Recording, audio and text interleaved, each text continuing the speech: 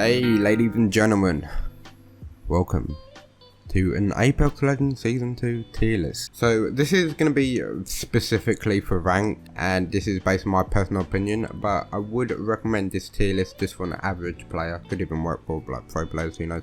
When I say pro players, you know what I mean, just really good players. But if you're kind of struggling on figuring out who is the best for ranked or who is the best for Season 2, and then hopefully this tier list should help you out. And of course, if you think differently, let me know in the comments down below what would your tier list be. So let's stop talking and get straight into this. So I'm not gonna like just go SS and then go SA. I'm just gonna pick whoever's first and then you know what. So Bangalore, I'm gonna put in the S tier because the thing with Bangalore is her smoke grenades, which is probably the best thing about her. Her smoke grenade is really good late game. When you have, especially if you have a digital threat, if you are in a ranked game and you have like 5 squads left in that tiny circle and you can pop down the smoke, that could really help you get into top 3 for those elos and pretty much just hiding. Bloodhound, I'm going to put in B. This is a B tier for me because even though after Bloodhound's buff I do believe he is still kind of down there, only because I feel like his side ability is literally the only thing good about him, and there's not really much to him. So Bloodhound is just a B for me, and he's not really like useful in ranked mode.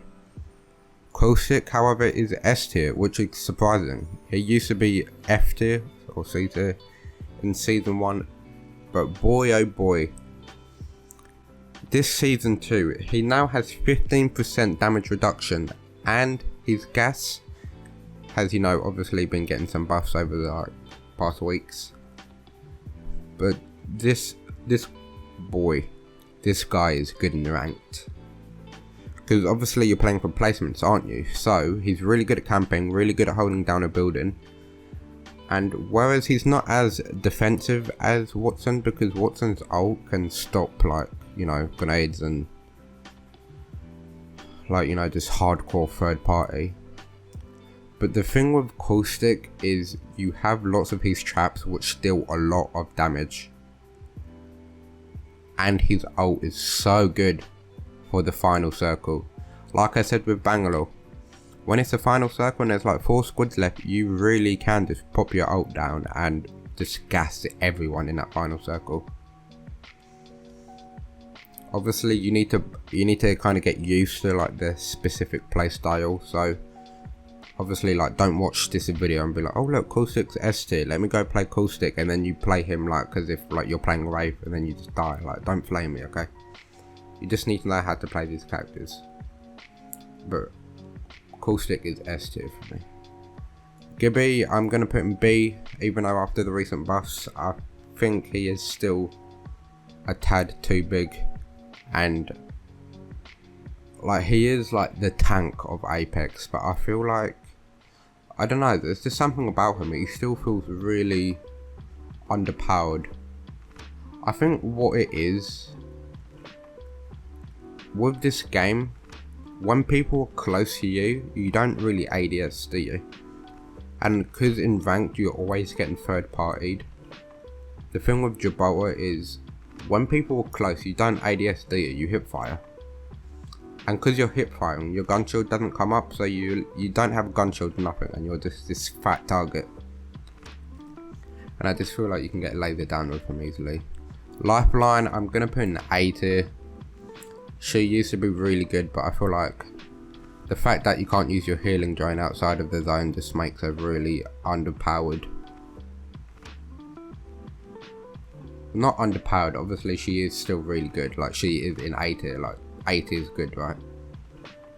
Like she does have her fast heal and the healing drain and a care package, which in ranked is actually quite good, because if you're in a situation where you know that every location around you has teams in it and you barely have any loot, you can just pop down that care package and get some free loot. So she is still really good, you know, just that basic fast healing girl.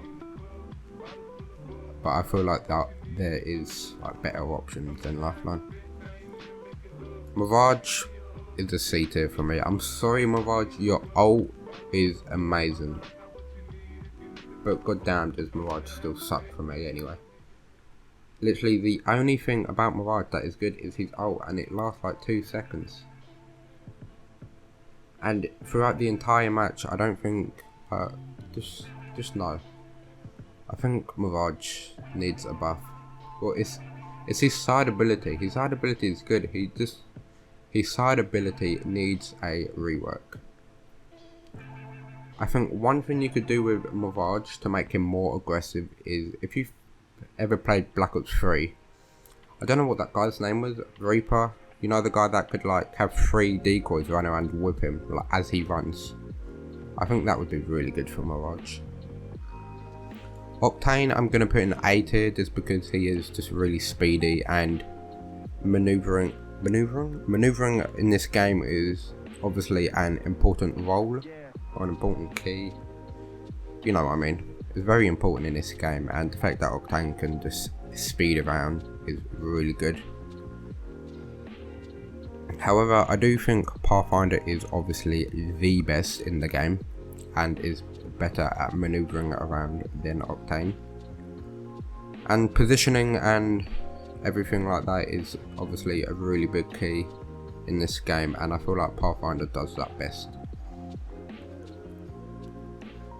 However, although like ranked is a very like campy, I feel like Pathfinder is also still good like that, because I think as Pathfinder you can zipline up to a place no one else can get you, and you can literally sit out there, not get shot from any angle, and just make it to top 5 easy. I feel like he's really bad late game, but the whole of mid game and at least getting to top 5 is really good. Well, I say really bad late game, he's not really bad late game, he's good whatever. And like if you're like low and then you can't escape easily and heal up. Watson, this may be a surprise, but I'm going to put an A. However, I'm going to put her closest to the left, which means she is the best in A tier. Watson is really good. I think her ult is the best thing about her, and it really does stop like third party and Arcstar spams.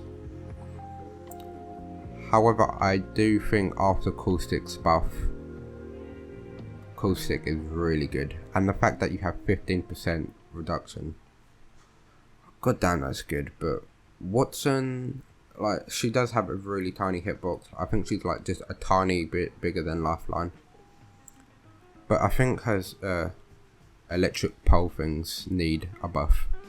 I think you can destroy the little poles way too easily.